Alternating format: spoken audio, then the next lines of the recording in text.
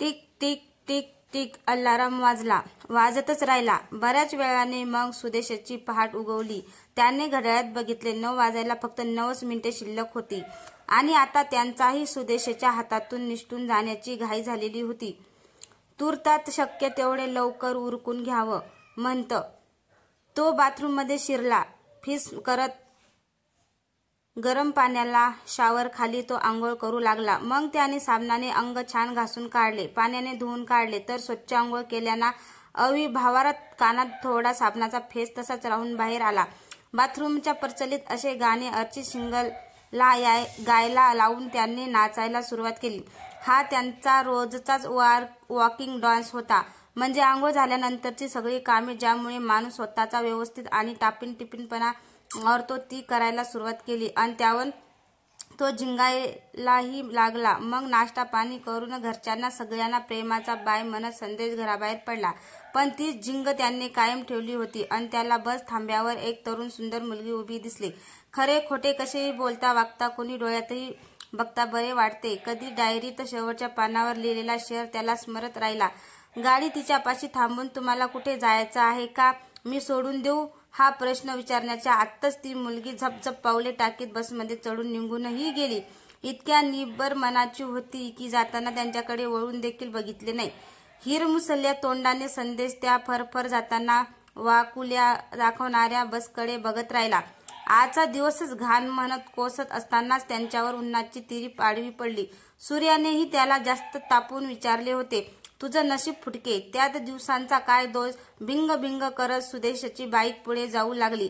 तोच त्याला सिग्नलचा रस्ता दिसला. आयुष्यभर लाखो चुका करणारी लोक नेमक्या याच सिग्नलवर कसे काय थांबून राहतात बरे. जिथे जास्त ट्रॉफिकही नसतो असा विचार करतच रोजच्या शिरत्याप्रमाणे 4 गाड्या ओलांडून तो पुढे निघून गेला. अन्य एखाद्या दिवसाप्रमाणे काहीच न होता. भुन भुन करत त्यांच्या भरधाव गाडीचे पेट्रोल संपून ती आता फक्त गरीब साव बनून त्यांच्या पुढ्यात उभी राहिली. रोज लवकरात लवकर म्हणजे 9-10 उठणाऱ्या संदेशला पंपावर जाऊन पेट्रोल भरण्यापेक्षा संध्याकाळी त्या नेपाळी पोरांच्या गाडीवर जाऊन अंडा चिकन रोल खाण्यात जास्त धन्यता वाटत असे आणि मग तीच वाढलेली फुगलेली चरबी ही अशा पद्धतीने कमीही होत असे. आज मात्र दिवस वेगळा होता. त्यांच्या मागून एक रानावनात राबणारा हात आला. शेतकरी असलेला एक भला माणूस त्यांच्या मागे मोटरसायकलवर आला आणि टोचन देत देत त्याला पंपापर्यंत घेऊन गेला. रस्त्यावरील गर्दीत त्या भल्या माणसाने रानातल्या कळपात वासरून सोडून द्यावं आणि निघून जावं तसे सुदेशला नेऊन सोडलं आणि चालबाली केला. याच मन उगाच पेट्रोलच्या रिकाम्या टाकीसारखा झालं. कोणी माणूस भेटावा असे वाटते. जरा माणुसकीने ही बरे वाटते. त्यांच्याच कवितेतील या ओळी नळीतून पेट्रोल टाकीत उतरत असताना त्यांच्या मनात खळखळून येत राहिल्या. कार्ड स्वाईप करून तो निघाला. निघतानाही त्या अवलिया मदतकारांचे आभार पण मानता न आल्याची रुख सारखी मनात ट्रिंग ट्रिंग करत राहिली. ओझे मनावरचे हलकेच होत नाही. मुग्धा चांदण्याचा का मोह होत नाही असे काहीसे नवीन मनात रचत असताना तंत्री तोडणारी शिट्टी वाजली.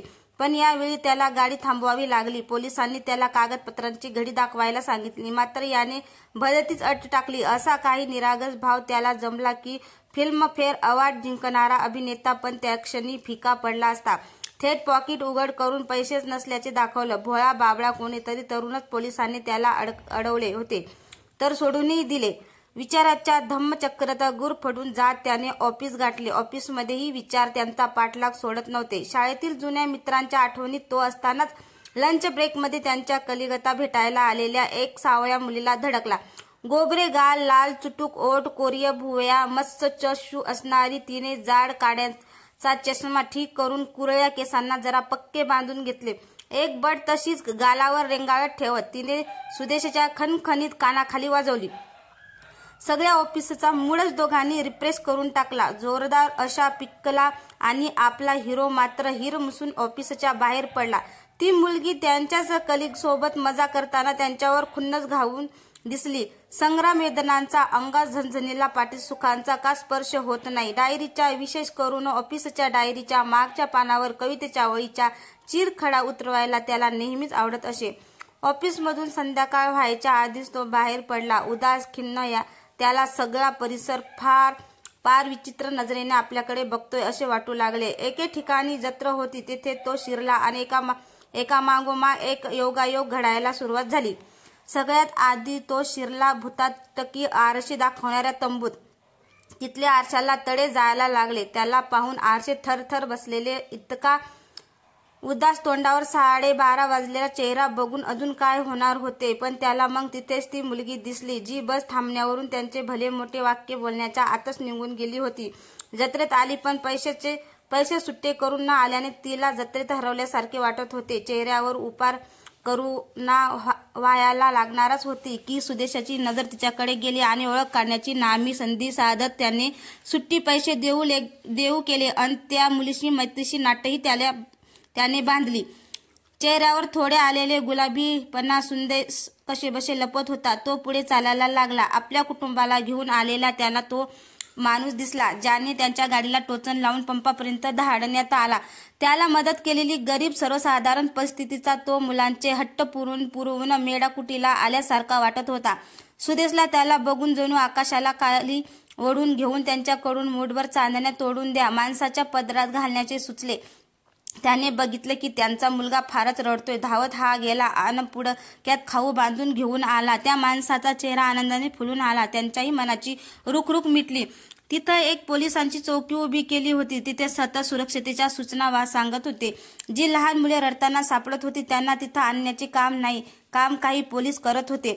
सुदेशने जाऊन तिथंही घुटमळला. त्याला दिसलं की सकाळी आपल्याला सहज सोडून देणारा हवालदार मुलांची पण तिथेच ड्युटी लागली होती. सुदेश त्यांच्या पुढे जाऊन उभा राहिल्यावर त्याने सकाळची आठवण करून दिली. एक झकाशीक स्माईल दिली. हात वर करून सलाम ठोकला. दोघांनी चांगली ओळख करून घेतली एकमेकांची. ये शुक शुक करत एक मुलगी सुदेशला खुणेने बोलवत होती. तेजस्वी कांती आणि रात्रीतही तिच्या सावळ्या गालावरती ग्लो सुदेशला आकर्षित करत होतो. तो तिच्या जवळ पोचल्यावर मात्र तिने काहीच न बोलता फक्त त्याला चहाचा कप दिला. तिनेही सोबत घेतला. दोघे एकमेकांकडे बघून हसले. सुदेशवर ऑफिसमध्ये उगाच डोकं सडकवून वागलो हे तिला जाणवलं असणार. Tick tick tick tick alarm वाजतच राहिल्या. बऱ्याच वेळाने मग सुदेशची पहाट उगवली. त्याने घड्याळात बघितले. 9 वाजायला फक्त 9च मिनिटे शिल्लक होती आणि आता त्यांच्या सुदेशच्या हातातून निसटून जाण्याची घाई झालेली होती. सुदेश उठला खरा पण पुन्हा मनशांतेच्या गर्भातून केसरी लाल रंग उधळत एक विचार उगवून आलाच की आजचा दिवसही कालसारखाच असेल का? निराशेच्या गर्देत हिरमोडांच्या वळणा वाटा घेत नव्या लोकांच्या ओळखी करत नवे मैत्रीचे बंध बांधणारा असा की असे